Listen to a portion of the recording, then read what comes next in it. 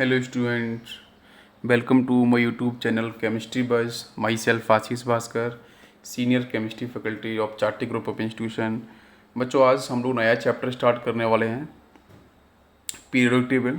अभी तक हम लोगों ने फिजिकल केमिस्ट्री कवर कर ली है और अभी बच्चों हम लोग आज डिस्कस करेंगे नया चैप्टर है ना, जिसका नाम होगा आपका पीरियोडिक टेबल। ठीक है, और यहाँ से बच्चों आपका इनऑर्गेनिक केमिस्ट्री स्टार्ट हो गया, राइट।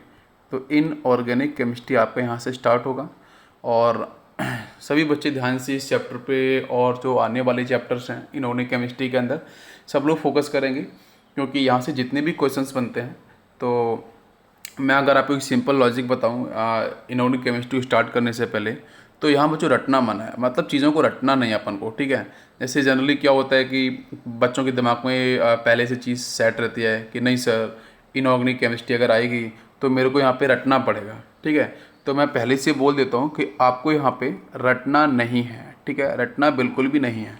करना क्या है वो मैं आपको बताता हूँ। ठीक है, करना ये है आपको सिर्फ और सिर्फ कि आपको अराउंड 4 to 5 जो पॉइंट्स आपको मैं बताऊंगा कुछ फिक्स्ड वैल्यूज़ होंगी, तो फिक्स्ड वैल्यूज़ को भी रटना नहीं है, उन्हीं के लिए मैं आपको लॉजिक बताऊंगा याद करने के लिए। ठीक है, कुछ लॉजिक होगा, कुछ पोएम होगी इस तरीके से, है ना, कुछ एक पर्टिकुलर पैटर्न मैं बना दूंगा जिस पैटर्न के बेस पे आपका रियल लाइफ का एग्जांपल लेके मैं डिस्कस कर दूंगा, तो जिससे क्या होगा कि आपको चीज़ें बहुत ही स्मूथली और आसान जाएंगी, मतलब डिफ़िकल्ट आपके लिए कुछ भी नहीं लगने वाला है।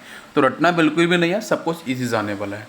और मैं आपको और ज़्यादा बताऊँगा तो बेटा जनरली क्या होता है कि अपन लोग पढ़ते हैं तो बोलते हैं कि भाई ऑर्गेनिक केमिस्ट्री के अंदर तो सर मैकेनिज्म होते हैं। ठीक है, जिसलिए वहाँ पे केमिकल रिएक्शंस आसानी से जाती हैं, बट इनऑर्गेनिक रिएक्शन के अंदर सर मैकेनिज्म नहीं होते हैं। तो मैं आपको बताऊंगा कि बच्चों इनऑर्गेनिक केमिस्ट्री के अंदर जैसे आपका ये चैप्टर फिनिश होगा बच्चों, आपका मैं एस ब्लॉक स्टार्ट करूंगा तो वहाँ पे आपको केमिकल रिएक्शंस मिलने वाले हैं। तो बेटा केमिकल रिएक्शंस मतलब एस ब्लॉक को स्टार्ट करने से पहले ही मैं आपको कुछ बेसिक आपको मैं टर्म्स बताऊंगा, कुछ बेसिक मैं आपको कुछ लॉजिक बताऊंगा, कुछ नियम, कुछ मैं आपको रूल्स बताऊंगा, जिन रूल्स के बेस पे मैं आप डेफिनेटली बता सकते हो कि ये जो गिवन रिएक्टेंट हैं उन रिएक्टेंट से क्या बनने वाला है, फिर उसके बाद किस तरीके की केमिकल रिएक्शंस मूव करने वाली है। तो इसका बेसिक मीन क्या होगा कि बच्चों यहाँ पे आपका मैकेनिज्म, तो इनऑर्गेनिक रिएक्शन के अंदर भी बच्चों हम लोग मैकेनिज्म पे फोकस करेंगे। और मैं आपको फिर से बताता हूँ कि एस ब्लॉक या पी ब्लॉक या डीएनएफ ब्लॉक को स्टार्ट करने से पहले या जितनी भी केमिकल रिएक्शंस आती हैं इनऑर्गेनिक केमिस्ट्री के अंदर, उसके लिए मैं आपको एक अलग से मैं वीडियो डालूंगा, लेक्चर बना के डालूंगा, उसको एक बार आप देख लेना। मैं गारंटी से आपको बोल सकता हूँ कि 95% चीज़ें आपको आसानी से, जितनी भी केमिकल रिएक्शंस है आसानी से आप अंडरस्टैंड कर पाओगे, कहीं रटना नहीं होगा, आप आसानी चीज़ों को समझ पाओगे। रटना मतलब क्या है, नेगेटिव पॉइंट, रटना नहीं है ना, अपन को सिर्फ चीज़ों को समझना है। तो जहाँ पे मैं बोलूँगा कि इस पॉइंट को इस तरीके से अंडरस्टैंड करना है, समझना है, तो आपको उसी तरीके से करना है और आपके लिए बहुत ही स्मूथली जाएगा। तो चलते हैं बच्चों, चैप्टर को अपन लोग स्टार्ट करते हैं। चैप्टर का नाम है बच्चों periodic table and periodicity, right. तो बच्चों यहाँ पे सबसे पहले बच्चों मैं बताऊँगा हिस्टोरिकल बैकग्राउंड, राइट। तो सबसे पहला बच्चा पॉइंट हमारा होगा that is the historical background. क्या बच्चों, हिस्टोरिकल बैकग्राउंड के बारे में बच्चों हम लोग पढ़ेंगे पहले। किसके बारे में, हिस्टोरिकल बैकग्राउंड के बारे में हम लोग पहले स्टडी करेंगे। ठीक, तो हिस्टोरिकल बैकग्राउंड के बेटा क्यों पढ़ना है, इसकी नीड क्यों पड़ी, इसकी नीड बच्चों इसलिए पड़ी क्योंकि बच्चों जब हम लोग आज के टाइम में जो पढ़ते हैं या फिर एनसीईआरटी के अंदर जो हमारी टेबल्स है या फिर जो भी हमारी स्टैंडर्ड बुक्स हैं उसके अंदर जो भी टेबल्स बच्चों बनी है, आपकी पीरियड टेबल जो भी बनी है उसके अंदर बच्चों जो भी एलिमेंट्स प्रेजेंट हैं, तो बच्चों वो एलिमेंट्स क्या आपके एकदम से प्रेजेंट आपके डिजाइन कर दिए गए वो टेबल, नहीं, ऐसा नहीं हुआ। तो एक बच्चों प्रोसेस हुआ, एक टाइम ड्यूरेशन हुआ है। मतलब 17, मैं बताऊँ आपको 17th सेंचुरी से बच्चों आपका ये पीरियड टेबल स्टार्ट होता है बनना। ठीक है, तो 17th century, 18th century, 19th century, तो इस तरीके से बच्चों डिफरेंट साइंटिस्ट आए हैं डिफरेंट सेंचुरीज के अंदर। ठीक है, ग्रुप ऑफ साइंटिस्ट ने बेटा यहाँ पे काम किया है। तो जो ग्रुप ऑफ साइंटिस्ट ने काम किया है उसके अंदर सबसे पहले बेटा नाम आता है लेवोसियर। बेटा किसका नाम आता है, लेवोसियर। तो लेवोसियर ने क्या बोला था कि भाई जो गिवन एलिमेंट हैं या जो बेटा नॉन एलिमेंट्स हैं हमारे नेचर के अंदर या तो बच्चों वो मेटल्स हैं या वो कैसे हैं बच्चों, नॉन मेटल्स हैं। तो अकॉर्डिंग टू लेवोसियर जो बच्चों नेचर के अंदर प्रेजेंट एलिमेंट हैं या तो वो मेटल्स हैं फिर आपको कैसे हैं, नॉन मेटल्स हैं। तो इनके मैं पॉइंट पे आऊँ तो मेटल्स का एग्जैक्टली मीन क्या होता है, हम अंडरस्टैंड कैसे करते हैं, टेक्निकल समझ हमारी क्या होती है कि भाई कोई भी एलिमेंट्स अगर वो इलेक्ट्रॉन्स को इजीली बच्चों रिलीज करता है, इजीली रिमूव करता है, मैं इस तरीके से बोल सकता हूँ कि भाई कोई सा भी अगर एलिमेंट इलेक्ट्रॉन को आसानी से लूज कर देता है अपने आउटर मोस्ट सेल से, बच्चों किससे, आउटर मोस्ट सेल से या बैलेंस सेल से आसानी से इलेक्ट्रॉन को रिलीज कर देता है, तो बच्चों उसको हम बोलते हैं मेटल्स, राइट। क्या बोलते हैं उन एलिमेंट्स को, बोलते हैं मेटल्स। अच्छा, इसके पीछे एक बेटा रीज़न होता है, वो रीज़न होता है बच्चों that is the low ionisation energy. मतलब ऐसे एलिमेंट्स जिनकी बच्चों लो आयोनाइजेशन एनर्जी होगी वो आसानी से अपने आउटर मोस्ट इलेक्ट्रॉन्स को रिलीज कर देते हैं। और कहाँ तक बच्चा इलेक्ट्रॉन जाता है, बेटा जाता है इनफाइनाइट तक। और इनफाइनाइट का मतलब बच्चों होता है बेटा इलेक्ट्रॉन के लिए दैट इज 2 सेंटीमीटर। मतलब बच्चों आउटर मोस्ट सेल से अगर आपका जो इलेक्ट्रॉन है, अगर बेटा एटम का जो इलेक्ट्रॉन है अगर बच्चों 2 सेंटीमीटर तक चला गया है या 1 सेंटीमीटर तक चला गया है, तो मतलब बेटा पहुंच गया इनफाइनाइट पे। तो this is infinite for the atom. ये बात आपको समझ में आ गई। तो ये बेटा लो आयोनाइजेशन एंथैल्पी के बारे में, एनर्जी के बारे में थोड़ा सा इन्फॉर्मेशन आपको देता हूँ। बाकी इसके बारे में बहुत ज़्यादा मेरे को पढ़ना है बेटा प्रॉपर्टीज़ के अंदर, तो उस समय हम पढ़ेंगे, लेकिन मैं थोड़ा सा इन्फॉर्मेशन दे दूँ। बेटा आयोनाइजेशन एनर्जी का मतलब क्या है, बेटा एक इसमें वर्ड जोड़ा है आयोनाइजेशन। तो इसमें एग्जैक्टली बच्चों आयोनाइजेशन का मीन रहता है कि भाई कोई भी चीज़ आयोनाइज हो रही है। तो मेटल्स बच्चों जब आयोनाइज होते हैं तो उसके पीछे एक रीज़न और होता है बेटा, आपने पढ़ा होगा इलेक्ट्रोकेमिकल सीरीज मैंने पढ़ाया था, इलेक्ट्रोकेमिकल सीरीज मैंने पढ़ाई थी, जहां मैंने बताया था बच्चों आपको standard reduction potential value, SRP, standard reduction potential value, ये मैंने आपको डिस्कस की थी। मतलब बेटा आपका अगर मैंने रेफरेंस पॉइंट आपको याद होगा, बेटा हाइड्रोजन आपको याद था भाई, इसका वोल्टेज बेटा कितना था, पोटेंशियल 0.00 वोल्ट था, ये आपको पता है भाई। इससे अगर आप ऊपर जा रहे थे तो आसानी से बच्चों एलिमेंट का ऑक्सीडेशन हो रहा था कि नहीं हो रहा था। और नीचे बच्चों आप मूव कर रहे थे बेटा हाइड्रोजन से, तो बेटा नीचे क्या आपका रिडक्शन हो रहा था, ठीक है, ये बात तो मेरे को पता है। तो ऊपर के एलिमेंट बच्चों आसानी से बच्चों ऑक्सीडाइज हो रहे थे। मतलब ऑक्सीडाइज होने का मतलब क्या है कि बच्चों उनके पास पॉजिटिव चार्ज इंक्रीज हो रहा था। तो पॉजिटिव चार्ज बच्चों बढ़ने का मतलब क्या है, प्रोटॉन का नंबर बढ़ना। भाई प्रोटॉन तो नंबर बढ़ते नहीं है, अब प्रोटॉन का बेटा पॉजिटिव चार्ज कैसे बढ़ा, तो पॉजिटिव बच्चों इस तरीके से बढ़ा कि इलेक्ट्रॉन बच्चों चले गए।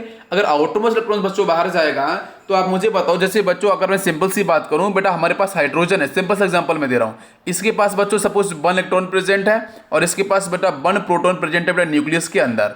तो बेटा 1 प्रोटॉन 1 इलेक्ट्रॉन के साथ बच्चों इलेक्ट्रोस्टैटिक फोर्स ऑफ अट्रैक्शन को डिफाइन करेगा। अगर बच्चों यहाँ पे आपका जो 1 इलेक्ट्रॉन प्रेजेंट था ये बच्चों बाहर चला जाएगा, तो भाई यहाँ पे आपका सिर्फ प्रोटॉन ही बचेगा। इसका मतलब यहाँ पे आपका जो चार्ज की वैल्यू में अगर बोलूंगा, पॉजिटिव चार्ज की बात करूँगा, न्यूक्लियर चार्ज के बारे में बात करूंगा, तो ऑब्वियसली मैं ज़्यादा बात कर सकता हूँ, ज़्यादा बोल सकता हूँ, ठीक है। तो इसी तरीके से बच्चों जब आपका पॉजिटिव चार्ज इंक्रीज होता है तो इसका मतलब क्या है कि वहाँ पे ऑक्सीडेशन नंबर इंक्रीज होगा। तो जब बच्चों हम हाइड्रोजन से ऊपर जाते हैं तो वहाँ आसानी से होता है ऑक्सीडेशन। ये आपको मैंने इलेक्ट्रोकेमिस्ट्री के अंदर डिस्कस किया हुआ था। तो मैं इस पॉइंट को देखो रिलेट कर रहा हूँ, मैं काफ़ी दूर निकल गया हूँ, मैं वापस से लौट के आऊँगा। तो बच्चों लेबोइसर ने ऐसा बोला था कि जो भी आपके एलिमेंट्स नेचर में प्रेजेंट हैं या तो वो मेटल्स हैं या फिर आपके नॉन मेटल्स हैं। मेटल्स का मतलब जो आसानी से इलेक्ट्रॉन्स को रिलीज करेंगे, और बेटा नॉन मेटल्स का मतलब है जो आपके आसानी से इलेक्ट्रॉन को गेन करते हैं। तो गेन करने के पीछे बेटा रीजन क्या है, इलेक्ट्रॉन एफिनिटी। अभी आप सिर्फ मेरे वर्ड को सब समझ लो आप, है ना, बाकी इसके बारे में अब जब प्रॉपर्टीज आएंगे तो समझ में आपको आ जाएगा। इलेक्ट्रॉन एफिनिटी, या फिर बच्चों मैं बोलूँ तो इलेक्ट्रॉन गेन एंथैल्पी, मतलब डेल्टा एच अपन लिख सकते हैं, डेल्टा एच इजी। इजी का मतलब इलेक्ट्रॉन गेन, और डेल्टा एच का मतलब बच्चों चेंज इन एंथैल्पी, ठीक है। तो आप डेल्टा एच इजी और ई, अब आप बोलोगे कि सर इलेक्ट्रॉन एफिनिटी और गेन एंथैल्पी में क्या डिफरेंस है, मैं बताऊंगा इसके बारे में। प्लस माइनस का डिफरेंस होता है और मैं डिस्कस भी आपको करूंगा, ठीक है। और इसका एग्जैक्टली एक जैसा ही मीन होता है, ऐसा नहीं है, कुछ थोड़ा सा डिफरेंस है, वो डिफरेंस में डिस्कस आपको करूंगा। तो एग्जांपल्स बच्चों आता है कि अगर सोडियम के बच्चों में बात करूं तो सोडियम इजीली से बच्चों इलेक्ट्रॉन्स को रिलीज करेगा, कैटायंस में चेंज हो जाएगा, है ना। और बेटा जो इलेक्ट्रॉन बाहर जा रहा है ये एक्चुअली बच्चों NS1 से बाहर जा रहा है, ठीक है। आउटरमोस्ट इलेक्ट्रॉन्स बच्चों क्या NS1, यहाँ से बेटा 1 इलेक्ट्रॉन आपका S सबसेल से बाहर चला गया। इसी तरीके से बच्चों में बात करूँ क्लोरीन के बारे में, तो यहाँ बच्चों इलेक्ट्रॉन को एक्सेप्ट किया गया है। भाई क्योंकि के पास 7 इलेक्ट्रॉन्स होते हैं, इलेक्ट्रोनेगेटिविटी वैसे भी बच्चों अधिक होती है अगर आप लेफ्ट टू राइट मूव करते हो, है ना, आपके हेलोजेंस की बात कर रहे हैं, राइट। तो इस केस में बच्चों जो आपका 1 इलेक्ट्रॉन है बच्चों आसानी से एक्सेप्ट कर लिया जाएगा, और बच्चा क्या हो जाएगा Cl- का मतलब ऑक्टेट कंप्लीट होगा, मोर स्टेबल फेज में डिफाइन होगा। तो मैंने काफ़ी सारी प्रॉपर्टीज बताई हैं, बट अपन को याद क्या रखना है कि लेबोइसर ने बच्चों एलिमेंट्स को बेटा आपका क्लासिफाइड किया था मेटल्स के अंदर और नॉन मेटल्स के अंदर, उसकी बेसिक कुछ पॉइंट्स आपके यहाँ पे मैंने डिफाइन किए हैं। क्लियर पॉइंट है, ओके। अब चलते हैं बच्चों नेक्स्ट पॉइंट को समझने के लिए। इसके बाद बच्चों आने वाले हैं प्रोस्ट हाइपोथेसिस, राइट। ओके, तो बच्चों नेक्स्ट पॉइंट पे हम लोग चलते हैं और देखते हैं ध्यान से। बच्चों लेवेस्टर ने बच्चों एक्चुअली में एक पॉइंट डिफाइन नहीं कर पाया था बच्चों कि आपके जो एलिमेंट्स हैं क्या मेटलॉइड की फॉर्म में भी डिफाइन होते हैं। तो ये पॉइंट बच्चों लेवेस्टर ने डिफाइन नहीं कर पाई थी। इसके बारे में थोड़ा सा मैं आपको और बताता हूँ बच्चों। 17वीं सेंचुरी के अंदर जहाँ पे बिल्कुल भी टेक्नोलॉजी नहीं थी, विदाउट यूज ऑफ टेक्नोलॉजी बच्चों आपको एलिमेंट्स को मेटल्स या नॉन मेटल्स के फेज में बोलना भी काफ़ी बड़ी बात थी, राइट। तो इनका हम ये ड्रॉबैक नहीं बोलेंगे, इसको आपको अंडरस्टैंड क्या करना है कि लेवेस्टर ने बच्चों मेटलॉइड के बारे में कोई भी इन्फॉर्मेशन नहीं दे पाया था, ठीक है। इस पॉइंट को आपको याद रखना है। नेक्स्ट पॉइंट बच्चों आते हैं प्रोस्ट। तो प्रोस्ट की बच्चों बात करूं तो ये भी बच्चों आपके 17वीं सेंचुरी के हैं साइंटिस्ट हैं। तो बच्चों हाइपोथेसिस का मीन होता है आपका सजेशन। क्या होता है मतलब बच्चों? सजेशन, ठीक है। तो इसका मतलब बच्चों क्या? सजेशन मतलब सलाह देना। तो भाई प्रोस्ट ने क्या बताया था कि जो भी नेचर के अंदर प्रेजेंट एलिमेंट हैं या वो बच्चों किससे मिलके बने हैं? वो बच्चों मिलके बने हैं हाइड्रोजन से। बेटा किससे मिलके बने हैं? हाइड्रोजन से। तो क्या आपको याद रखना है? अकॉर्डिंग टू प्रोस्ट नेचर में जितने भी एलिमेंट्स प्रेजेंट हैं वो बच्चों हाइड्रोजन से मिलके बने हैं या हाइड्रोजन से डिफाइंड हुए हैं। ओके, इसके लिए बेटा आपका एक पॉइंट आता है कि भाई कैसे डिफाइंड हुए हैं, तो इसका पॉइंट समझना काफ़ी ज़रूरी है। तो बच्चों ने बताया कि atomic weight of any element, atomic weight of any element, atomic weight of any element, ये बच्चों कैसे निकालेंगे हम लोग? तो small n into atomic weight of मैं हाइड्रोजन करूंगा तो बच्चों जो भी आपका नंबर आएगा वो नंबर किसी भी एलिमेंट की एटॉमिक वेट को रिप्रेजेंट करेगा, ठीक है। ये बात समझ में आ गई। n की वैल्यू बच्चों यहाँ पे आपकी 1 2 3 4 आपकी इन्फिनिट तक डिफाइंड हो जाएगी। लेकिन बच्चों यहाँ पे एक आपका एलिमेंट और आता है बच्चों, क्लोरीन। तो बच्चों क्लोरीन का जो एटॉमिक वेट बच्चों जो होता है, this is the average atomic weight. आपको मोल कॉन्सेप्ट के अंदर मैंने पढ़ाया था, एवरेज एटॉमिक वेट के बारे में मैंने डिस्कस किया था और मैंने बताया था कि क्लोरीन बच्चों आपके नेचर के अंदर आइसोटोपिक फेज में प्रेजेंट होता है, 2 डिफरेंट परसेंटेज होते हैं बच्चों। तो बेटा वहाँ पे निकालते हैं एवरेज एटॉमिक वेट। तो बेटा क्या निकालते हैं? Average atomic weight. तो इसकी बच्चों वैल्यू निकल के आती है 35.5। अगर आपको याद है मैंने डिस्कस किया था 35.5 में निकाल के भी आपको दिखाया था। तो 30.5 बच्चों जो वैल्यू आती है, this is actually the average atomic value of chlorine atom. तो बच्चों देखो यहाँ पे आपका फ्रैक्शन आ गया है। अकॉर्डिंग टू प्रोस्ट बच्चों की फ्रैक्शन तो आने वाला ही नहीं है ना। जब फ्रैक्शन यहाँ पे आ गया है तो बच्चों प्रोस्ट ने मतलब जो भी आपके फ्रैक्शंस जो वैल्यू आ रही थी या जो फ्रैक्शनल एटॉमिक वेट आ रहे थे उसके बारे में प्रोस्ट ने बिल्कुल भी डिफाइन नहीं कर पाया। तो ये बन गया इनका बेटा क्या बना? डीमेरिट बन गया, ठीक है। इस पॉइंट को आपको देखो समझ में आ गया होगा, मैंने क्लियर आपको कर दिया। ओके, अब चलते हैं बच्चों। इसके बाद नेक्स्ट बेटा ग्रेट साइंटिस्ट का नाम आता है, that is the Dobereiner triads. तो उसके बारे में हम लोग डिस्कस करने वाले हैं। तो बच्चों डोबेरेनियर ने आप एक्चुअली में क्या डिफाइन किया? डोबेरेनियर ने बच्चों एक्चुअली में बताया कि जो भी बच्चों एलिमेंट्स हमारे नेचर में प्रेजेंट हैं, ठीक है, या जो उन्होंने बेटा डिस्कवरी हो चुकी थी, उन एलिमेंट्स को बच्चों ऐसे अरेंज किया कि भाई वहाँ पे एक बच्चों की टर्म आता है ट्रेड। तो ट्रेड्स का बच्चों एक्चुअली मीन क्या होता है? ट्रेड का मतलब बच्चों होता है कि 3 एलिमेंट्स का ग्रुप। बच्चों किसका? 3 एलिमेंट्स का एक्चुअली में आपका ग्रुप, 3 एलिमेंट्स का ग्रुप। तो 3 एलिमेंट्स ग्रुप को ही बच्चों हम बोलते हैं ट्रेड। मतलब 3 एलिमेंट्स के जो ग्रुप का जो कॉम्बिनेशन है या जो बच्चों सिस्टम है उसको ही बच्चों बोलते हैं हम लोग क्या बोलते हैं? ट्रेड बोलते हैं। बात समझ में आई क्या? ओके, तो बच्चों उन्होंने क्या किया कि जो भी एलिमेंट नेचर में प्रेजेंट थे उसको इस तरीके से अरेंज किया, कि जहाँ पे बच्चों अगर मैं बताऊँ तो देखो ध्यान से बच्चों, हमारे पास इस तरीके से A and B and C 3 different element हैं। ये बच्चों फर्स्ट हो गया, ये सेकंड हो गया, ये थर्ड हो गया। तो जो सेकंड एलिमेंट का जो एटॉमिक वेट उन्होंने कैसे डिफाइन किया कि जो सेकंड एलिमेंट का जो एटॉमिक वेट बच्चों निकलेगा कैसे? बच्चों मीन वैल्यू के अकॉर्डिंग। तो उन्होंने क्या बताया? Mean of atomic weight of A and C। मतलब A और C की अगर आप बात करोगे तो मैं ऐसे बोल सकता हूं कि अगर बच्चों मैं A और C को लेकर बेटा इसकी मीन वैल्यू में निकालता हूं तो कैसे निकालूंगा? तो आप बोलोगे कि सर ऐसा करो, एटॉमिक वेट किसका? A का प्लस C का डिवाइड बाई 2 कर दोगे। तो फिर उसके बाद बच्चों जो वैल्यू आएगी, this is actual value of atomic, this is the actual value of B element जिसका बच्चों एटॉमिक वेट रिप्रेजेंट किया जाएगा। तो इसका मतलब देखो सीधा क्या है, मैं बताता हूं फिर से। डोबेनियर से बच्चों क्या बताया? एक ट्रेड सिस्टम को लिया, ट्रेड सिस्टम के अंदर बच्चों एलिमेंट्स को ऐसे अरेंज किया कि जो बीच का एलिमेंट था वो एक्चुअली बच्चों क्या? आपकी mean value of atomic weight of A and C, mean value of atomic weight of A and C। तो मतलब A plus C divide by 2 अगर अपन करेंगे, 1 प्लस 3 डिवाइड बाई अगर मैं 2 करूंगा तो बच्चों जो आपका बीच का एलिमेंट है इसका एटॉमिक वेट निकल के आ जाएगा। ये बताया था बच्चों आपके किसने, ये बच्चों बताया था आपके आपके डोबेनियर्स ने। ये बात आपको समझ में आ गई।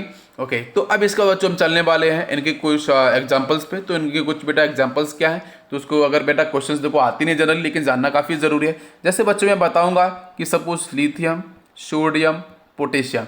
बच्चों लिथियम का एटॉमिक वेट कितना होता है, 7। This is the atomic weight. इसी तरीके से बच्चों के मैं पोटेशियम की बात करूं तो 23। बेटा अगर मैं सोडियम की बात करूं 23, पोटेशियम की बात बच्चों करूंगा तो 39। जरा इसको चेक करके देख लेते हैं फटाफट से। 7 + 39, फर्स्ट थर्ड डिवाइड बाई 2, मतलब यहाँ पे आपका आ जाएगा 46 डिवाइड बाई 2, आंसर इज 23। क्या 23 आपका एटॉमिक वेट सेंट्रल एलिमेंट का डिफाइन हो रहा है? यस, बिल्कुल सही। तो ये बच्चों आपके ट्रेड सिस्टम बिल्कुल फॉलो करेगा आपके डोमेनियर्स को, ठीक है। ओके, इसके बाद बच्चों मैं एग्जांपल फिर से लेता हूँ। सपोज एक calcium, next is strontium, next is barium. तो बताओ जल्दी से बच्चों क्या ये फॉलो करेगा? यस बेटा, देखेंगे 40 एटॉमिक वेट, इसका कितना बेटा 88 निकाल के देखेंगे, है ना। यस बेटा, बेरियम कितना बेटा 137। ये तो मुझे याद है, बट आपको मैं एटॉमिक वेट याद करना सिखा दूंगा, है ना, कोई टेंशन नहीं है, बहुत ही सिंपल तरीके से, ठीक है। तो जरा इसको ऐड करके देखते हैं अपन। तो बच्चों यहाँ पे आपका कितना होगा, that is the 40 plus 137 divide by बच्चों 2 करेंगे। तो यहाँ पे एडिशन करने पे आपका आ जाएगा बच्चों 177 डिवाइड बाई 2, और जरा इसे कैंसिल करेंगे 2 बेटा 8 टाइम्स आएगा तो 88.5 निकल के आएगा, राइट। तो 88.5 जो निकल के आ रहा है ये बच्चों काफ़ी क्लोज है बच्चों स्क्रॉन्शियम से। तो डेफिनेटली बच्चों ये भी आपके डोबेनियर्स की आपका जो सिस्टम है, जो ट्रेड सिस्टम है, उनको बिल्कुल आपका फॉलो कर रहा है। ये बात आपको समझ में आ गई। ओके, इसके बाद बच्चों मैं बताऊंगा कि इनके आपके फेल्योर्स क्या थे, ड्रॉबैक क्या थे। तो सबसे पहले बच्चों इनका जो ड्रॉबैक आता है वो क्या है कि बच्चों जितने भी आपके एलिमेंट उस समय बच्चों डिस्कवर हो चुके थे, डिफाइंड हो चुके थे, तो सारे के सारे एलिमेंट बच्चों इनके ट्रेड सिस्टम को फॉलो नहीं कर रहे थे। तो इसका मतलब क्या है, all the non elements could not be fixed in trade. तो ट्रेड सिस्टम के अंदर सारे के सारे नॉन एलिमेंट बच्चों डिफाइंड नहीं हो पा रहे थे। इस चीज़ को बेटा आपका इस तरीके से बोल सकते हो, इस थ्योरम को, इस स्टेटमेंट को बेटा वेरीफाई नहीं कर पा रहे थे। तो अपन लिख सकते हैं a large number of elements can not be classified in triad system. तो पहला बच्चों ड्रॉबैक इनका ये बन जाता है। फिर क्या होता है, मैं अगर सेकेंड जिसकी मैं ड्रॉबैक के बारे में चलूँ तो मैं आपको बताना चाहूँगा, और जो सेकेंड ड्रॉबैक के बारे में है, इन दी सेम ग्रुप, अगर बच्चों आप सेम ग्रुप के अंदर अगर आप मूव कर रहे हो तो फिर वहाँ पे कुछ एलिमेंट्स ऐसे हैं जो इस लॉ को फॉलो नहीं कर रहे हैं। Law was not followed, law was not obeyed लिख सकते हो आप, ठीक है, OBEYD। मतलब सेम ग्रुप के अंदर भी बच्चों ये जो आपका डोबेनियर्स का जो लॉ है वो आपका फॉलो नहीं हो पा रहा था। ये बात आपको समझ में आई। इसको मैं आपको बेटर वे में बताऊं तो जरा मैं एग्जांपल लेके आपको समझा सकता हूं। जैसे बच्चों देखो फ्लोरीन, क्लोरीन, ब्रोमीन और आयोडीन। बच्चों देखो आपके हेलोजन फैमिली है ना, सेम ग्रुप से बिलोंग कर रहे हैं। बच्चों फ्लोरीन कितना होता है एटॉमिक, बताओ जरा कितना होगा टॉमस, 19 एटॉमिक वेट। बेटा क्लोरीन कितना होगा 35.5, एंड ब्रोमीन का आपको पता है 80, और आयोडीन का बच्चों होता है आपका 127, ठीक है ना। अब जरा चेक करके देखते हैं क्या ट्रेड सिस्टम बच्चों यहाँ पे एप्लीकेबल हो रहा है। अगर हो रहा है तो बिल्कुल इसको हम टिक करेंगे। तो भाई जरा बेटा ऐड करके देखते हैं अपन। पहले यहाँ पे मैं पहले ऐड करना चाहूँगा बच्चों, इन तीनों को अपन पहले ले लेते हैं, ठीक है, फ्लोरीन, क्लोरीन, ब्रोमीन को। तो 19 + 80, 19 + 80 डिवाइड बाई 2 जरा करेंगे तो कितना आएगा, ये हो जाएगा ऊपर से 9, ये हो जाएगा 99 डिवाइड बाई 2। अगर इसे मैं कैंसिल करूंगा तो ये बच्चों आएगा आपका 49.5 समथिंग। क्या वैल्यू मैच कर रही है? नहीं मैच कर रही है। इसका मतलब फ्लोरीन, क्लोरीन, ब्रोमीन है, ये ट्रेड सिस्टम में डिफाइन यहाँ पे मैं कर रहा हूँ। तो ये देखो बच्चों आपका सेम ग्रुप के जो एलिमेंट्स आपको दिख रहे हैं ये ट्रेड सिस्टम को फॉलो नहीं कर रहे हैं। तो ये आपका भी ड्रॉबैक यहाँ पे डिफाइंड होता है। तो बात समझ में आपको आई क्या? क्लियर पॉइंट है। ओके, तो इस तरीके से आप चीज़ों को डिफाइन कर सकते हो। उसके बाद क्लोरीन, ब्रोमीन, आयोडीन को लेके भी आप डिफाइन कर सकते हो। तो दो बेटा इनके स्टेटमेंट बेटा आपके जाते हैं फेल्योर्स के अंदर। पहला जाता है all the non element could not be fixed in triad system, और in the same group law was not obeyed, जैसा मैंने आपको यहाँ पे डिफाइन किया है। क्लियर है? ओके यस बच्चों, नेक्स्ट पॉइंट यहाँ पे आपका बच्चों आने वाला है, that is the Newland law of octave. तो न्यूलैंड लॉ ऑफ ऑक्टेव की बच्चों में बात करूँ तो अकॉर्डिंग टू न्यूलैंड बच्चों क्या है, यहाँ पे आपका जो एलिमेंट बच्चों अरेंज किए गए थे, elements are arranged in increasing order of atomic weight. तो बच्चों अकॉर्डिंग टू न्यूलैंड आपके जो एलिमेंट्स हैं वो बच्चों इसके जो बेस था एलिमेंट को अरेंज करने के पीछे, that is the increasing order of atomic wait, increasing order of atomic wait. ठीक है, और उन्होंने क्या बताया बच्चों, न्यूलैंड ने बच्चों हेल्प ली बच्चों म्यूजिक की। ठीक है, तो न्यूलैंड ने बच्चों म्यूजिक की हेल्प ली, जो बच्चों सारे गामा पा धा नी ये जो आपका रहता है, इस ट्रेंड के बेस पे बच्चों इन्होंने एलिमेंट्स को अरेंज किया। और उन्होंने ऐसा बोला था कि भाई जो भी एलिमेंट मैं अरेंज कर रहा हूँ वो एलिमेंट एक्चुअली बच्चों फॉलो करेगा increasing order of atomic wait, जहाँ पे आपका एवरी एर्थ एलिमेंट जो होगा वो बच्चों फर्स्ट एलिमेंट के साथ अपनी प्रॉपर्टी को बेटा रिजेंबल करेगा। रिजेंबल का मतलब बेटा सिमिलर प्रॉपर्टी को होल्ड करेगा। अब न्यूलैंड के टाइम बच्चों नोबल गैस बच्चों आपकी डिस्कवर नहीं हुई थी, ये भी आपको बताता हूँ। तो नोबल गैस बच्चों आपके न्यूलैंड के टाइम में डिस्कवर नहीं हुई थी, तो यहाँ पे नोबल गैस बिल्कुल भी यूज नहीं की जाएगी। क्लियर है बच्चों इनकी टेबल्स के अंदर? ओके। तो बच्चों यहाँ पे अपने मैं पॉइंट को बताना चाहूँ तो बच्चों इन्होंने किस तरीके से बच्चों यहाँ पे बताया कि भाई लिखा बच्चों यहाँ पे मैं लिख देता हूँ, देखो इस तरीके लिखता हूँ मैं, आपको यहाँ पे ग्रुप बना देता हूँ इस तरीके से कॉलम करके, और आपको समझ में आ जाएगा कि कौन कौन से एलिमेंट को किस तरीके से उन्होंने बोला हुआ था। तो बच्चों ने लिखा भाई आज जो आपका म्यूजिक का सिस्टम था सा रे एंड आपका this is the ga and now this one is ma, now this is pa, now this one is dha D H A, right, next one is ni. ठीक है, कुछ इस तरीके से।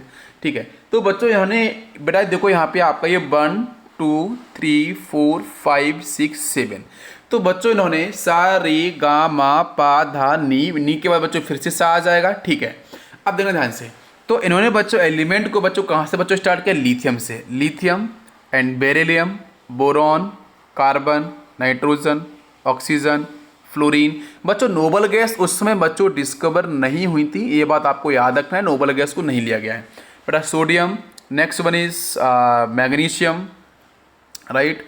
नेक्स्ट अगर मैं एलिमेंट की बात करूं तो बच्चों आपका एल्युमिनियम एंड सिलिकॉन आ जाएगा, phosphorus, sulphur and chlorine and बच्चों पोटेशियम, है ना, आपके साथ से बिलोंग करेगा। नेक्स्ट बच्चों यहाँ पे लिख सकता हूँ कैल्शियम, कुछ इस तरीके से। तो इतने एलिमेंट्स बच्चों वहाँ पे आपके प्रॉपरली डिफाइन की, तो मैं फिर से बच्चों बताऊंगा, lithium, beryllium, boron, carbon, nitrogen, oxygen, fluorine, sodium, magnesium, aluminium, silicon, phosphorus, sulphur, chlorine, potassium and calcium. और इनके बच्चों स्टेटमेंट में क्या आता है कि ये जो बच्चों increasing order of atomic weight के बारे में बात करी जा रही थी वो तो आपको यहाँ समझ में आ रही है। ठीक है भाई, इंक्रीजिंग ऑर्डर एटॉमिक वेट आपका डिफाइन हो रहा है। क्या आपका एवरी एर्थ एलिमेंट है, क्या बच्चों आपका फर्स्ट एलिमेंट से प्रॉपर्टी को रिजेंबल कर रहा है? तो ज़रा चेक करके हम लोग देखेंगे बच्चों। फर्स्ट एलिमेंट सपोज हम ले लेते हैं बच्चों यहाँ पे आपका लिथियम। मैं सपोज बच्चों लिथियम से चलना स्टार्ट किया, भाई फर्स्ट, ये सेकेंड बेरिलियम, थर्ड, 4 5 6 7, या सोडियम इज एर्थ।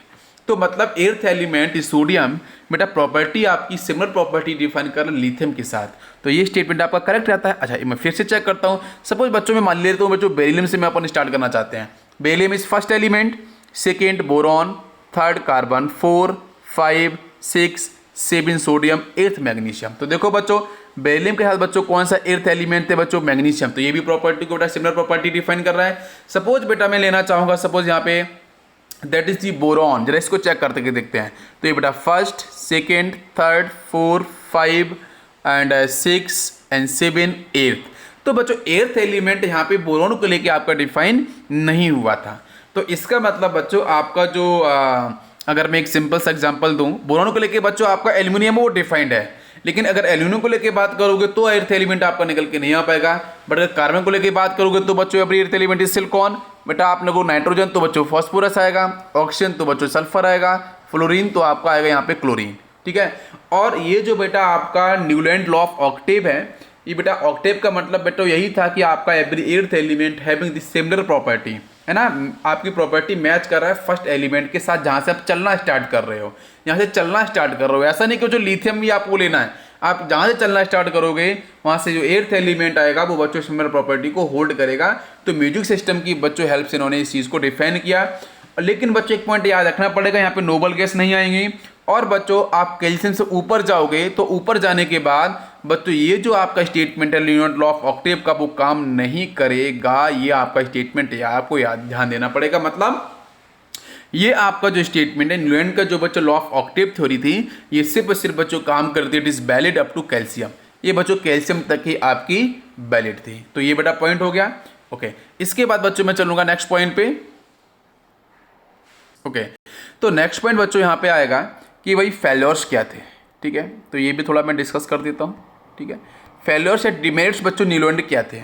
तो पहला फेल्योर्स तो बच्चों मैंने बता ही दिया आपको कि नोबल गैस की डिस्कवरी। ठीक है, तो जो नोबल गैसेस थी बच्चों, इनर्ट गैस थी, उसकी डिस्कवरी आपकी नहीं हो पाई थी। पहला बेटा ड्रॉबैक ये रहा। सेकेंड ड्रॉबैक बच्चों आता है डिस्कवरी ऑफ हैवियर एलिमेंट। मतलब जो आपके हैवियर एलिमेंट हैं, उन हैवियर एलिमेंट्स की जो डिस्कवरी है वो भी आपके यहाँ पे डिफाइंड नहीं हुए। तो these two are the failures. अपन बच्चों अब चलने वाले हैं आपके दिमित्री मेंडलीव पे, और दिमित्री मेंडलीव के साथ साथ बच्चों मैं चलना चाहूँगा लोथर मेयर पे। तो Dmitry Mendeleev and Lothar Meyer बच्चों दोनों ही एक ही टाइम के साइंटिस्ट हैं, मतलब एक ही ईयर के साइंटिस्ट हैं, और दोनों की डिस्कवरी बच्चों लगभग एक जैसे मूव कर रही थी। ठीक है, लेकिन इसमें से बच्चों जो लोथर मेयर थे, लोथर मेयर का जो कर्व आता है, जो लोथर मेयर का आपका जो कर्व आता है, उस कर्व के पीछे बेटा लोथर मेयर को मिलता है नोबेल प्राइज़, बट बच्चों मेंडलीव को नहीं मिलता है। लेकिन मेंडलीव का जो बच्चों टेबल आता है वो काफ़ी इंपॉर्टेंट है। मेंडलीव ये बेटा आपके रशियन साइंटिस्ट हैं। तो मेंडलीव ने बच्चों जो टेबल को ड्रॉ किया है, उनको पॉपुलैरिटी इतनी ज़्यादा मिली कि मेंडलीव के नाम पे बहुत सारी यूनिवर्सिटीज़ के अंदर उनका नाम है बच्चों, रशिया के अंदर, और बहुत सारे कॉलेजेस हैं। और बच्चों अगर मैं बताऊं तो इनको काफ़ी इंग्लैंड में कोई एक पर्टिकुलर सोसाइटी है, वहाँ से इनको एक पर्टिकुलर आपको प्राइज़ भी इनको मिला था। राइट, तो ऐसा नहीं है, दोनों ही बेटा मैं एक्चुअली मैं क्या बताने वाला हूँ कि लोथर मेयर और मेंडलीव की हिस्ट्री पे ना जाओ। आप सिर्फ ये समझो कि लोथर मेयर के कर्व के अंदर और मेंडलीव के कर्व के अंदर जो भी मेंडलीव के टेबल के अंदर जो भी स्टेटमेंट्स आते हैं, जो भी पॉइंट्स आते हैं, वो पॉइंट्स बच्चों क्या हैं, एक ही टाइम के हैं, एक ही ड्यूरेशन के हैं। तो सबसे पहले मैं बताना चाहूँगा बच्चों लोथर मेयर कर्व के बारे में। तो लोथर मेयर कर्व को हम लोग पहले पढ़ेंगे, और लोथर मेयर कर्व के बाद फिर मैं चलूँगा बच्चों दिमित्री मेंडलीव पे। राइट, तो चलते हैं बच्चों लोथर मेयर कर्व पे। ओके, तो बच्चों अकॉर्डिंग टू लोथर मेयर अगर मैं बताऊँ आपको, तो जो लोथर मेयर सीरीज या फिर जो आपका कर्व है बच्चों, वो एक्चुअली में किस पॉइंट को डिफाइन कर रहा है। तो इन्होंने बच्चों लोथर मेयर ने क्या किया था, पहले मैं उस पॉइंट को बताऊँगा। इन्होंने बच्चों जो भी आपका कर्व बनाया वो बच्चों एटॉमिक वॉल्यूम के साथ इन्होंने बच्चों डिफाइन किया एटॉमिक वेट को। किसको बच्चों, एटॉमिक वॉल्यूम के साथ बच्चों एटॉमिक वेट को बच्चों यहाँ पे इन्होंने डिफाइन किया। तो बच्चों इन्होंने लिया है आपके एक्स एक्सिस पे बच्चों लिया एटॉमिक वेट, और बच्चों वाई एक्सिस पे बच्चों क्या लिया एटॉमिक वॉल्यूम। तो उसके बाद बच्चों मैं एक पॉइंट यहाँ पे और बताऊंगा कि ये जो आपका यहाँ पे कर्व डिजाइन हुआ था, उस कर्व के अंदर एक बेटा पॉइंट निकल के आता है, रिजल्ट निकल के आता है कि एलिमेंट एट सिमिलर पोजीशन। बच्चों बताना चाहूँगा, मैं भी आपको डिस्कस करूँगा ये। तो एक रिजल्ट बच्चों निकल के आता है, पहले उसको बताऊँगा। ठीक है, देखो ध्यान से, elements at similar position, element at similar position, similar positions of curve have similar property, have similar properties. मतलब क्या है कि बच्चों जो आपको यहाँ पे जो ग्राफ बनने वाला है, उस ग्राफ में उस कर्व के अंदर जो आपकी पोजीशंस में डिफाइन करूंगा एलिमेंट्स की, या लोथर मेयर ने जो बच्चों एटॉमिक वॉल्यूम और एटॉमिक वेट को लेकर जो उन्होंने आपका ग्राफ डिजाइन किया था, जो कर्व बेटा आपका डिजाइन हुआ था, वो कर्व एक्चुअली में बच्चों क्या डिफाइन कर रहा है कि जो सिमिलर पोजीशंस के जो एलिमेंट हैं कर्व में, वो सिमिलर प्रॉपर्टी को होल्ड करेंगे, सिमिलर प्रॉपर्टी को होल्ड करेंगे। ये बच्चों स्टेटमेंट आपका लास्ट में रिजल्ट निकल के आता है। मैं जरा इस स्टेटमेंट को पढ़ना चाहूंगा। Lothar Meyer defines the series और curve on the basis of atomic volume atomic weight curve. तो काफी इंपॉर्टेंट बच्चों बात क्या है कि कर्व के बारे में एटॉमिक वेट पे आया, एटॉमिक वॉल्यूम पे आया, तो बच्चों काफी इंपॉर्टेंट कर्व बनता है, क्योंकि डिस्कवरी जो उसमें इतनी एडवांस बच्चों नहीं थी, टेक्नोलॉजी भी इतनी एडवांस नहीं थी, फिर भी ये डिस्कवरीज आपकी 18वीं सेंचुरी में हो रही थी। तो मतलब बहुत ही कमाल की बात है। तो बच्चों इधर आपका एटॉमिक वॉल्यूम बच्चों आपका वाई एक्सिस पे, इधर बच्चों एटॉमिक वेट आपका एक्स एक्सिस पे। तो बच्चों ने क्या किया था मैं अगर बताऊं तो उन्होंने बच्चों रैंडमली कर्व लिया था। क्या भाई इस तरीके से पॉइंट बच्चों ने रिप्रेजेंट किए थे, पॉइंट कुछ इस तरीके से उन्होंने डिफाइन कर दिए थे। और बाकी बच्चों हम लोग क्या करते हैं, बाद में मॉडिफिकेशन करके इस कर्व को थोड़ा सा आपका एक नया रूप दे दिया गया, तो जो थोड़ा सा अच्छा लगने के लिए। तो उन्होंने बच्चों पॉइंट्स को डिफाइन किया था और वो उन पॉइंट्स को बच्चों मीट करा दिया गया। और कराने के बाद देखा गया कि जो प्रॉपर्टीज आपकी डिफाइन हो रही है एलिमेंट्स की, जो बच्चों सिमिलर पोजीशंस में हैं वो सेम प्रॉपर्टीज को होल्ड कर रहे हैं। तो बच्चों जरा ध्यान से देखेंगे यहाँ पे किस तरीके से उन्होंने बेटा अरेंज किया कि बच्चों आपको देखो याद रखने का तरीका क्या है। ये कर्व बच्चों कुछ इस तरीके से आपका बना था, ठीक है। एक कर्व तो बाद में बना था, लेकिन पहले बच्चों एलिमेंट्स आपके डिफाइन बेटा लिथियम देखो इस पोजीशन पे, देन बच्चों आपका sodium, then potassium, then rubidium, then आपका सीजियम। इधर देखो बेटा beryllium, magnesium, calcium, strontium, barium, fluorine, chlorine बेटा halogen, and it is bromine and iodine. Next बेटा scandium, titanium, vanadium, chromium and manganese, and इस तरीके से बच्चों यहाँ पे आयरन। तो यहाँ पे देखो एक पॉइंट क्या दिख रहा है, अगर बच्चों आप यहाँ पे पीक पॉइंट पे देखोगे, इस बेटा आप पीक पॉइंट पे देखोगे तो कर्व के पीक पॉइंट बच्चों क्या क्या है, लिथियम है, सोडियम है, पोटेशियम है, रुबिडियम है, सीजियम है। मतलब बच्चों एल्कली मेटल्स को बच्चों ने क्या रखा बच्चों, पीक पॉइंट पे। कहाँ रखा बच्चों, पीक पॉइंट पे। इसका मतलब कि जो सिमिलर पोजीशंस बच्चों आ रहे हैं आपके एलिमेंट्स की, आपके एल्कली मेटल्स की, वो सिमिलर प्रॉपर्टी को होल्ड कर रहे हैं, बिल्कुल सही है। बट नेक्स्ट देखो, जब बच्चों आप कर्व में बच्चों आप नीचे की तरफ मूव कर रहे हो पीक पॉइंट से, तो दिस इज कॉल्ड डिसेंडिंग। तो डिसेंडिंग की अगर बच्चों में बात करूं, कर्व के अंदर बच्चों डिसेंडिंग पॉइंट आ रहा है तो बच्चों कौन सा, बेरिलियम आया, फिर इधर देखो बच्चों मैग्नीशियम आया, कैल्शियम आ रहा है, स्कॉन्शियम आ रहा है, और इधर देखोगे बच्चों आप तो आपका यहाँ पे बेरियम आ रहा है। तो मतलब जो डिसेंडिंग पॉइंट्स है ये सब के सब बच्चों क्या रिप्रेजेंट कर रहे हैं, एल्कलाइन अर्थ मेटल्स को रिप्रेजेंट कर रहे हैं। और जब बच्चों आप यहाँ पे बात करोगे बच्चों कि आपका जो बॉटम पोजीशन है कर्व में, तो बच्चों वहाँ देखो आपके जो एलिमेंट्स या तो बच्चों आपके हैवी मेटल्स हैं या फिर आपके डी ब्लॉक एलिमेंट्स बच्चों बाद में आपके डिफाइंड होते हैं। तो मैं बोल सकता हूँ हैवी मेटल्स बच्चों कहाँ रखे, हैवी मेटल्स बच्चों रखे इन्होंने कहाँ पे, आपके बॉटम पोजीशन पे। तो कर्व के बॉटम पोजीशंस बच्चों आपके हैवी मेटल्स और कुछ मेटलॉइड भी इन्होंने डिफाइन किए हुए थे। लेकिन एक पॉइंट बच्चों और आता है कि अगर असेंडिंग ऑर्डर की बात करूं तो कर्व बच्चों जब आपका ऊपर इंक्रीज कर रहा है तो बच्चों फ्लोरीन आया, क्लोरीन आया, ब्रोमीन आया और आपका आयोडीन आया। इसका मतलब जब बच्चों कर्व आपका इंक्रीज करेगा, असेंडिंग पॉइंट को डिफाइन कर रहा है, तो उसमें बच्चों ने क्या रखा, हेलोजन को रखा। तो इस पॉइंट को हम लोग समझेंगे।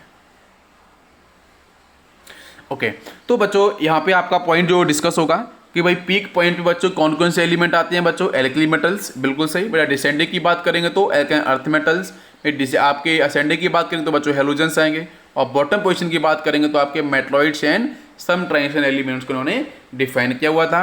ओके नोट पे आते हैं बच्चों, इंपॉर्टेंट नोट क्या है, elements with similar properties occupy similar और same positions on the curve. ठीक है, तो कर्व पे बच्चों आपकी सेम पोजीशन को डिफाइन जो कर रहे थे एलिमेंट्स, वो सिमिलर प्रॉपर्टी को होल्ड कर रहे थे। क्लियर पॉइंट है। ओके तो ये बच्चों हो गया आपका लोथर-मेयर कर्व। अब लोथर-मेयर कर्व के बाद बच्चों आते हैं दिमित्री मेंडलीव, तो इनके बारे में हम लोग पढ़ने वाले हैं, काफी इंपॉर्टेंट पॉइंट है। अगर मैं बात कर रहा हूँ तो दिमित्री मेंडलीव ने बच्चों एक्चुअली में क्या बताया कि बच्चों यहाँ पे इनका जो पीरियड, जो बेटा इनके टेबल बनाने के पीछे जो एक बच्चों था आपका पीरियोडिक लॉ, राइट।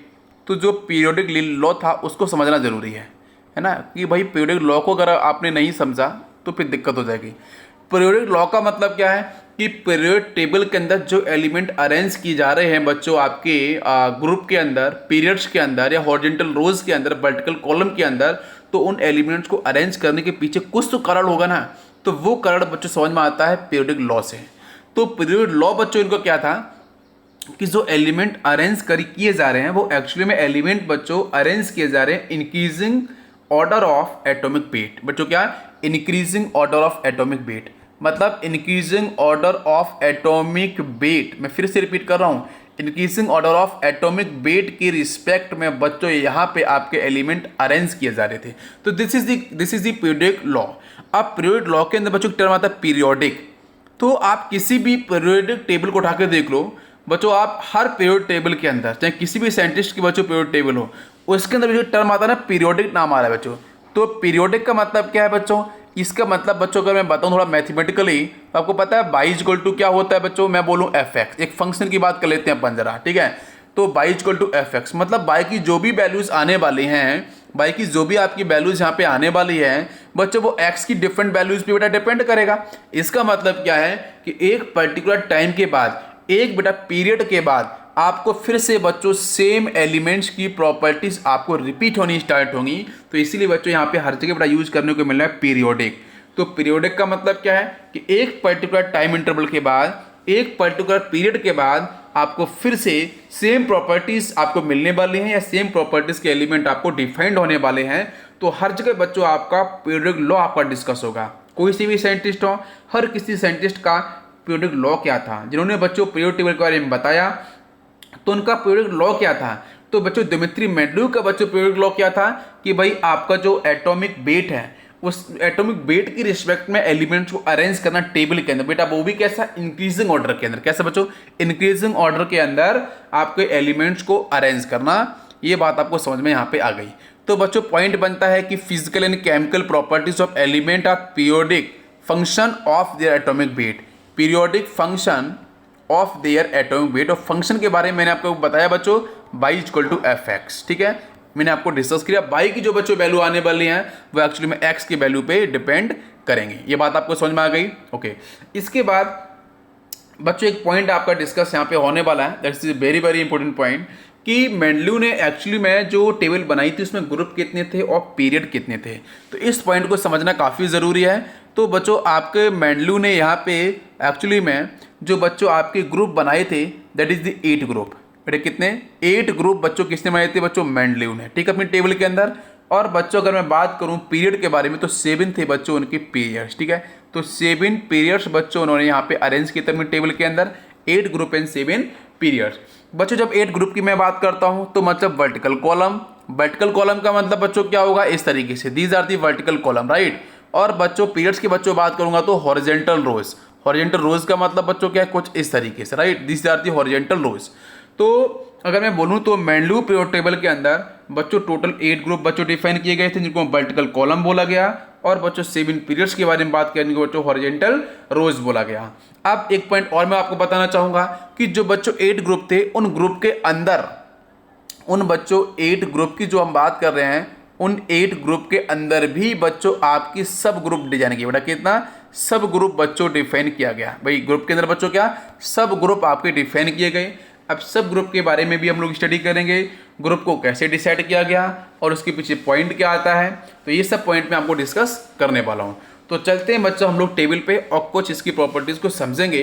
तो बच्चों जब पहले इसकी स्टेटमेंट देखते हैं, फर्स्ट बेटा स्टेटमेंट आता है, ये जो बेटा आपका मेंडलीव का जो पीरियोडिक टेबल है वो बच्चों based on atomic weight. Second है बच्चों 63 element are to be known, it is not include inert gas. Inert gas बच्चों आपकी डिस्कवर नहीं हुई थी। नेक्स्ट बच्चों पॉइंट पे आएंगे तो आपके 7 period and 8 groups present in it, 8 groups based on oxides of element. बच्चों किस पे, ऑक्साइड्स ऑफ एलिमेंट, मतलब जो भी एलिमेंट बच्चों आपकी प्रेजेंट थी उसमें उनकी रिएक्शंस बच्चों ऑक्सीजन से कराई गई। कराने के बाद डिफरेंट ऑक्सीडेशन नंबर्स बच्चों डिफाइन हो रहे थे, उसके बेस पे ही बच्चों यहाँ पे आपके डिफरेंट ग्रुप और सब ग्रुप आपके डिफाइन होने वाले हैं। तो चलते हैं उस पॉइंट को समझने के लिए, चलते हैं बच्चों टेबल को देखेंगे। ओके, तो बच्चों यहाँ पे मैं आपको डिस्प्ले कर रहा हूँ Mendeleev periodic table 1869, right, 18th century की अपन बात कर रहे हैं। ठीक है, तो बच्चों यहाँ पे आपके जो टोटल में ग्रुप और पीरियड्स के बारे में बात करूँगा तो आपको 8 ग्रुप में यहाँ पे डिफाइन करता हूँ। देख सकते हो बच्चों आप यहाँ पे, इट इज़ ए 1 2 3 4 5 6 7 8, टोटल बच्चों 8 ग्रुप यहाँ पे डिफाइन है। बिल्कुल बेटा, ग्रुप के अंदर सब ग्रुप भी बच्चों डिफाइंड होते हैं। अब बच्चों ये जो ग्रुप आपका फर्स्ट ग्रुप प्रेजेंट है बेटा, इस फर्स्ट ग्रुप के साथ अगर बच्चों में बताऊं तो आपके इस फर्स्ट ग्रुप के साथ बच्चों एक का बेटा आपका ए, एक आपका बी, इस तरीके से बच्चों आपके सब ग्रुप भी आपके डिफाइंड किए गए हैं। सब ग्रुप भी आपके डिफाइंड किए गए हैं। अब इन सब ग्रुप के अंदर मैं बताऊं तो आपको देखो, आपको समझ में आ जाएगा कि बच्चों ध्यान रखना बेटा। देखो ए ग्रुप के अंदर मैं पहले एलिमेंट बेटा बताता हूं। फर्स्ट ग्रुप के अंदर ए सब ग्रुप के अंदर कौन कौन से एलिमेंट डिफाइन हुए थे बेटा, क्या 7 पीरियड्स हैं, चेक करते हैं बेटा। ये फर्स्ट, सेकंड, थर्ड, 4 5 6 एंड आपका last this one is 7, right. तो 7 बच्चों यहाँ पे पीरियड्स हैं, 8 आपके ग्रुप हैं। तो बच्चों मैं पहले बताऊंगा फर्स्ट ग्रुप के अंदर जो ए आपका सब ग्रुप है उसके एलिमेंट कौन कौन से हैं। ठीक है, तो उसके एलिमेंट बच्चों आते हैं हाइड्रोजन, नेक्स्ट आपका लिथियम, सोडियम, देन आपका पोटेशियम, देन आपका रुबिडियम, है ना। रुबिडियम के बच्चों में बात करूं तो आपका सीजियम आएगा, यस, रुबिडियम का बच्चों आपका सीजियम, और सीजियम के बाद बच्चों आपका डिफाइन हुआ था फ्रेंशियम। ठीक है, ये थोड़ा सा मॉडिफिकेशन हुआ है बाद में। ठीक है, बाकी अगर 1869 की बात करूं तो बच्चों आपके सीजियम तक ही डिफाइन हुआ था। ठीक।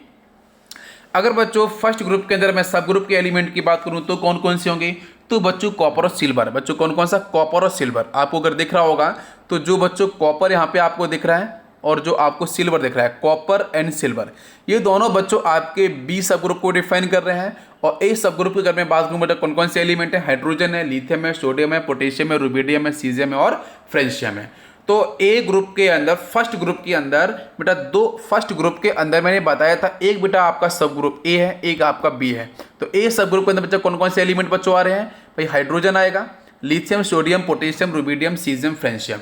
और बेटा बी बेटा आपका सब ग्रुप में बेटा कौन कौन से एलिमेंट आएंगे, कॉपर और सिल्वर, कॉपर एंड सिल्वर। इसी तरीके से बच्चों आप देखो तो आपका जो सेकंड ग्रुप है, सेकंड ग्रुप के अंदर देखो बच्चों आपके सेकंड ग्रुप के अंदर भी बच्चों 2 पॉइंट थे, एक आपका ए था, एक आपका बी था। अगर ए के बारे में बच्चों मैं बात करूं कौन कौन से एलिमेंट बच्चों आते हैं, ए सब ग्रुप के अंदर बच्चों आते हैं बेरिलियम, मैग्नीशियम, देखो बेरिलियम, मैग्नीशियम, कैल्शियम, स्कॉन्शियम और आपका बेरियम। ठीक है, रेडियम भी डिफाइन होता है। अब रेडियम बच्चों आपका थोड़ा सा मॉडिफिकेशन करने के बाद आता है, बाकी 1869 की बात करूं तो बच्चों आपका बेरियम तक ही डिफाइन किया गया। लेकिन ये तो बच्चों ए में आ गया ना, कौन कौन से बच्चों, देखो बेरिलियम आ गया, मैं सेलेक्ट कर रहा हूँ, मैग्नीशियम आ गया, कैल्शियम आ गया, स्कॉन्शियम आ गया और आपका बेरियम आ गया। ये तो बच्चों सबके सब ए में आते हैं। बट बी के अगर बच्चों बात करूँ, बी सब ग्रुप के अंदर कौन कौन से एलिमेंट आएंगे, तो वो बच्चों आपके आते हैं जो बच्चों एलिमेंट हैं, that is the zinc, zinc बिल्कुल सही। नेक्स्ट बच्चों आपका कैडमियम आएगा, yes, and next is mercury. तो जिंक, कैडमियम एंड मरकरी ये आपके सेकेंड ग्रुप के बी सब ग्रुप को रिप्रेजेंट कर रहे हैं। ठीक है, ये बात आपको समझ में आएगी। इसी तरीके से बच्चों को टेबल को अंडरस्टैंड करना है, समझना काफ़ी ज़रूरी है। इसके बाद बच्चों आता है आपका थर्ड ग्रुप। तो थर्ड के अंदर भी आपका एक बेटा ए सब ग्रुप था, एक आपका बी सब ग्रुप था। ए के अंदर जो बेटा एलिमेंट आते हैं वो बेटा कौन कौन से आते हैं, बोरोन आता है, यस, मैं इससे बेटा सर्कल कर रहा हूँ। नेक्स्ट बच्चों आपका अगर मैं बात करूँ एल्यूमिनियम आएगा। बेटा इसके बाद उन्होंने बच्चों गैप किया था, ये गैप बच्चों क्या है, ये गैप मैं बताऊंगा बच्चों, ये फ्यूचर आपके गैप क्या थे, ये बेटा बाद में एलिमेंट डिस्कवर हुए थे तो उन्होंने गैप यहाँ छोड़ के रखा था, मतलब कुछ प्रोडिक्शन क्या था एलिमेंट्स की डिस्कवरी के बारे में, वो मैं आपको डिस्कस करूंगा अभी। तो बच्चों देखो ए बेटा सब कौन कौन से बेटा आएगा, आपका बोरोन आएगा, एल्यूमिनियम आएगा और कौन सा आएगा बच्चों, इंडियम आएगा, यस। नेक्स्ट बच्चों कौन सा आएगा, इंडियम का बच्चों यस थैलियम आएगा। और लास्ट में बच्चों कुछ मॉडिफिकेशन और किए गए थे, जहां बच्चों आपका यहाँ से आपका बोरॉन, एल्यूमिनियम, इंडियम, थैलियम और आपका एक्टिनोइड, एसी, ये आपका यहाँ तक एलिमेंट बेटा ए बेटा सब ग्रुप में आए थे। अब बी सब ग्रुप के अंदर बच्चों कौन कौन से एलिमेंट आने वाले हैं, तो बी सब ग्रुप के अंदर जो बच्चों एलिमेंट आए थे वो बच्चों कौन कौन से एलिमेंट थे, एक तो बच्चों था आपका, अगर मैं बात करूँ तो यहाँ पे आपको दिख रहा होगा ये ट्रिम बच्चों, यस, और एक आपका बेटा लेंथनम। ये दो एलिमेंट बच्चों आपकी बी सब ग्रुप के अंदर डिफाइंड हुए थे। इसी तरीके से बच्चों कार्बन एंड आपका नाइट्रोजन, ऑक्सीजन एंड हेलोजन, और लास्ट जो बच्चों आता है आपका that is the 8th group. इसके अंदर बच्चों आपके 3 सब ग्रुप थे, ए, बी एंड सी। ए के अंदर बच्चों था आपका Fe, Ru एंड आपका ऑस्मियम, आयरन, रुथेनियम, ऑस्मियम। और बेटा आपका बी ग्रुप बेटा सब ग्रुप के अंदर था आपका कॉपर, रोहेनियम और आपका एरोडियम। नेक्स्ट बच्चों में बात करूं तो आपका सी बेटा सब ग्रुप के अंदर था आपका निकिल था, पैलेडियम था और आपका प्लेटिनम था। ठीक है, तो ये कुछ बेटा इस तरीके से आपके ग्रुप के अंदर सब ग्रुप डिफाइन किए गए और बेटा यहाँ पे टेबल को डिजाइन किया गया। लेकिन पॉइंट यहाँ पे ये बनता है कि ठीक है कि ग्रुप को बेटा समझने के लिए कौन सा यहाँ पे आपका लॉ डिफाइन किया गया।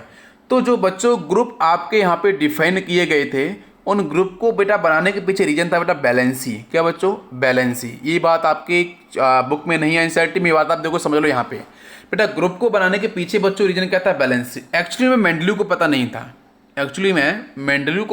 था, मेंडलीव के बाद बच्चों आपके नंबर्स आते हैं, ऑक्सीडेशन नंबर या बैलेंसी के बारे में बाद में स्टडी की गई है। तो बैलेंसी सेम मैं लिखूंगा यहाँ पे, मतलब मेंडलीव के टाइम बच्चों ये पता नहीं था, लेकिन उन्होंने जो एलिमेंट को डिफाइन किया था उसके पीछे ग्रुप में एक बेटा पॉइंट निकल के आता है, क्या कि ग्रुप को अरेंज करने के पीछे रीजन था बैलेंसी सेम। आप चेक करके देखो, चाहे किसी भी ग्रुप को उठा के देखो, उसके अंदर ग्रुप को अरेंज करने के पीछे रीजन था बच्चों बैलेंसी सेम। और मैं अगर सब ग्रुप के बारे में बात करूं तो सब ग्रुप के पीछे जो बच्चों रीजन था वो था आपका प्रॉपर्टी सेम। क्या बच्चों, प्रॉपर्टीज आपकी सेम। मतलब जो भी आपके सब ग्रुप यहाँ पे डिफाइन किए जा रहे थे वो एक्चुअली बच्चों आपके कैसे अरेंज किए गए, जो बेटा प्रॉपर्टीज आपकी जिन एलिमेंट्स की सेम थी उनको बच्चों सब ग्रुप के अकॉर्डिंग डिफाइन किया गया। तो देखो एक सिंपल सा पॉइंट क्या बनता है, ग्रुप को बनाने के पीछे रीजन क्या था, बैलेंसी सेम होना, और सब ग्रुप को बनाने के पीछे रीजन क्या था बच्चा, प्रॉपर्टीज़ आपकी सेम होना, प्रॉपर्टीज़ एलिमेंट की सेम होना। तो ये बात आपको समझ में यहाँ पे आ गई होगी, क्लियर ये पॉइंट है। ओके, इसके बाद बच्चों में यहाँ पे मैं पॉइंट और बता सकता हूँ, देखो ध्यान से। अगर बच्चों आप लेफ्ट से राइट में जा रहे हो, this is the left, this is the left, now this is the right. अगर आप लेफ्ट से बच्चों राइट में जा रहे हो तो उस केस के अंदर बच्चों जो एलिमेंट्स प्रेजेंट हैं वो बच्चों मेटल से नॉन मेटल की तरफ बच्चों शिफ्ट हो रहे हैं। बच्चों किससे? मेटल से नॉन मेटल्स की तरफ एलिमेंट बच्चों आपके शिफ्ट हो रहे हैं। देखो प्रॉपर्टीज के अंदर, तो बच्चों मेटल से नॉन मेटल्स की तरफ आपके प्रॉपर्टीज सेम होते हैं, आपके शिफ्ट हो रहे हैं, मूव कर रहे हैं। लेकिन एर्थ जो ग्रुप है जहां बच्चों आपके हैवी मेटल्स प्रेजेंट है, आयरन, कोबाल्ट, निकल, प्लेटिनम, पैलेडियम, तो ये बच्चों हैवी मेटल्स हैं। इसके पीछे यहाँ पे स्टेटमेंट डिफाइन नहीं हुआ है। लेकिन जनरली बच्चों बात करूँ तो फर्स्ट, सेकेंड, थर्ड, 4, 5, 6, 7 तक अगर मैं बात करूंगा तो बच्चों लेफ्ट से राइट मूव करने पे आपकी मेटलिक प्रॉपर्टी बच्चों चेंज किस में होती हैं? नॉन मेटलिक प्रॉपर्टीज के अंदर चेंज होती हैं। और बच्चों यहाँ पे 63 एलिमेंट बच्चों यहाँ पे अरेंज किए गए थे, ये बिल्कुल फिक्स पॉइंट है। और यहाँ पे आपकी जो प्रॉपर्टी थी वो आपकी एटॉमिक वेट के डायरेक्टली प्रोपोर्शनल थी, ये क्लियर पॉइंट है। ओके, अब बच्चों यहाँ पे कुछ गैप बच्चों जो छोड़े गए थे, उन गैप ये जो बच्चों, ये गैप यहाँ छोड़ा गया, यहाँ पे छोड़ा गया, ये गैप यहाँ पे छोड़ा, ये गैप यहाँ पे छोड़ा गया। तो इस गैप के पीछे रीजन था कि भाई जो अनडिस्कवर्ड एलिमेंट हैं, अनडिस्कवर्ड एलिमेंट बच्चों उस समय थे, तो बाद में जब बच्चों एलिमेंट डिस्कवर हुए हैं तो उनको इन बची हुई पोजीशंस पे, इन वेकेंट पोजीशंस पे उनको रखा गया। मतलब फ्यूचर एलिमेंट के बारे में, या फिर कि भाई जो प्रेडिक्शन किया गया।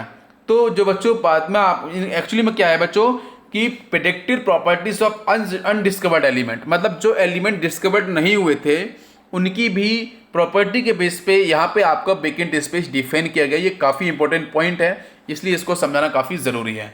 तो अब ये पॉइंट ये बनता है कि यहाँ पे ठीक है, कौन कौन से एलिमेंट ऐसे थे जो बच्चों आपके उसमें अनडिस्कवर्ड थे।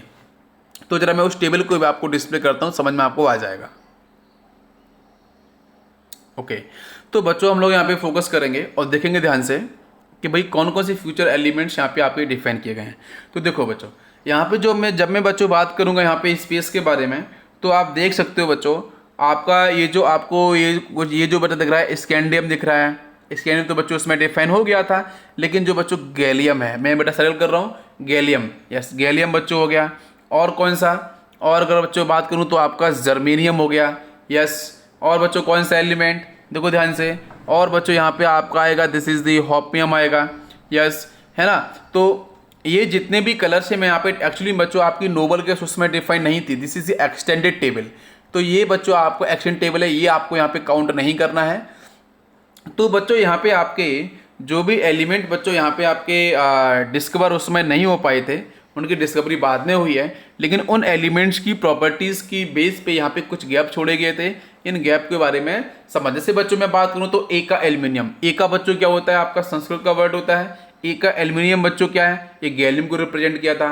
ए का सिलिकॉन बच्चों जर्मेनियम को रिप्रेजेंट किया था, ठीक है। तो इस तरीके से यहाँ पे आपके ये पॉइंट होते हैं डिस्कस। ओके, ये बात आपको समझ में आ गई। इसके अंदर बच्चों देखो नॉन टू मेंडलीव, ये जो बेटा इस कलर से बनाया गया ना, ये बच्चों नॉन टू मेंडलीव के बारे में बात कर रहे हैं एलिमेंट्स के। बेटा नेक्स्ट बेटा कुछ बेटा इससे क्रॉस करके बताया गया है, ये बच्चों डॉमिनस ट्रेड को आपके डिफाइन कर रहे हैं। और यहाँ बच्चों जो येलो कलर से बच्चों डिफाइन है, जैसे लैंथेनॉइड, बिल्कुल सही। इसके बाद बच्चों आपका नेक्स्ट बेटा एक्टिनॉइड, ये देख सकते हो बच्चों आपके एक्टिनॉइड।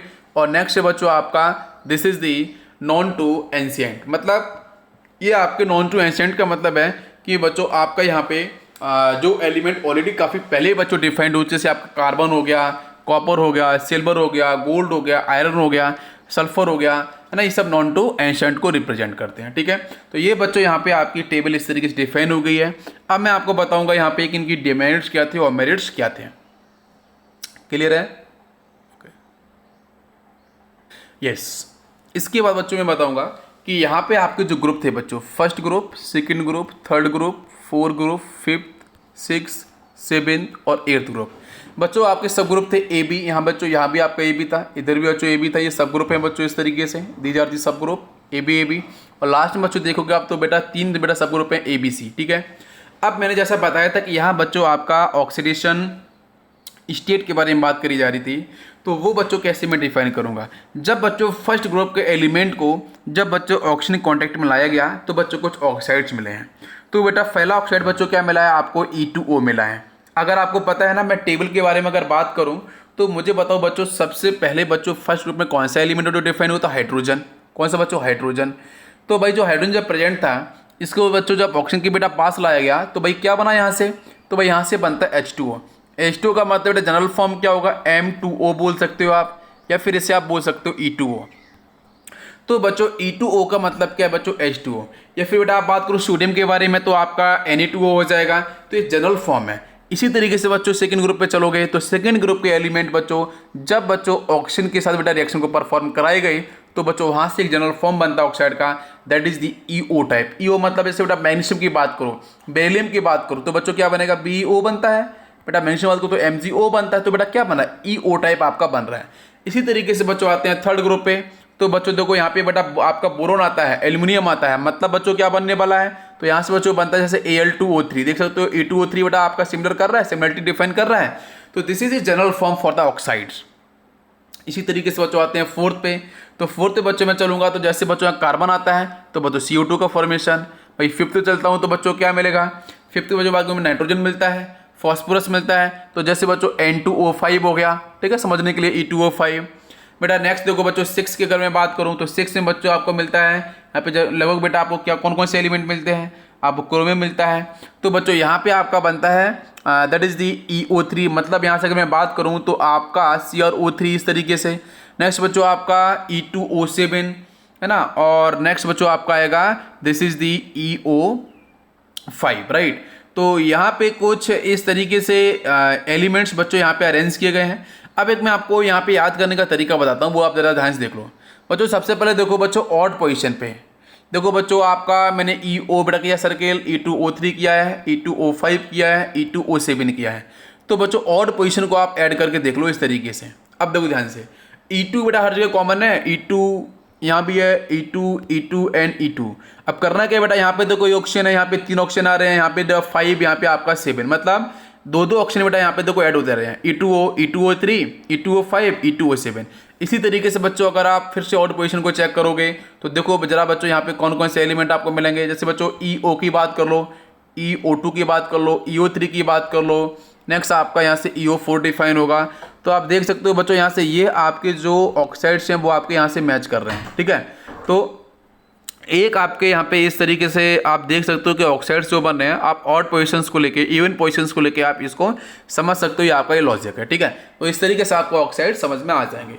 तो मैं आपको फिर से बताता हूँ, यहाँ पे आपका जो अरेंज करने के पीछे जो आपका पॉइंट था, वो पॉइंट एक्चुअली में क्या था कि जब आपके यहाँ पे ग्रुप आपके डिसाइड किए गए तो ग्रुप के पीछे था बैलेंसी सेम होना, और बेटा सब ग्रुप के अंदर बच्चों प्रॉपर्टीज सेम होना एलिमेंट्स की। ये बात आपको समझ में आ गई? ओके बेटा ऑक्सीजन बेटा क्यों भाई, ऑक्सीजन उसमें बच्चों डिफाइंड हो चुका था, और जनरली बच्चों ऑक्सीजन का ऑक्सीडेशन नंबर बच्चों यहाँ पे कितना बेटा -2 आपका डिफाइन किया गया था। क्लियर पॉइंट है? ओके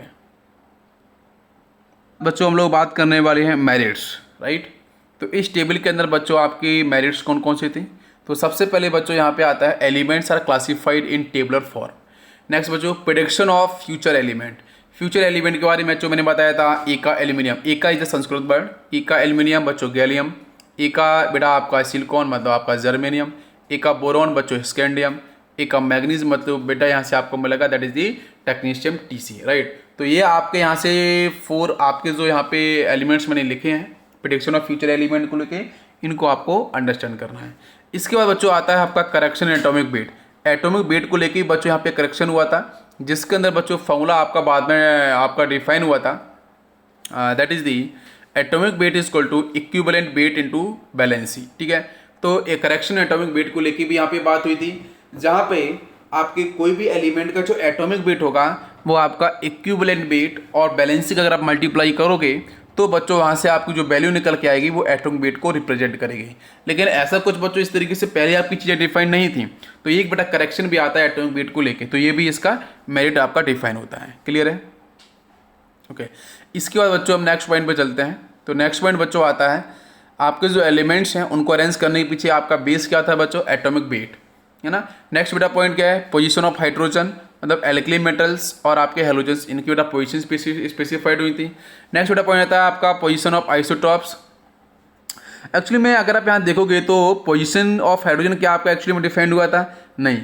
तो आपकी पोजीशन ऑफ हाइड्रोजन भी आपका डिफाइन नहीं हो पाया था, और उसके साथ बच्चों आपका जो हाइड्रोजन था वो एल्कली मेटल्स के साथ भी रखा जा रहा था, और बच्चों हेलोजन्स की प्रॉपर्टी को भी रिप्रेजेंट कर रहा था।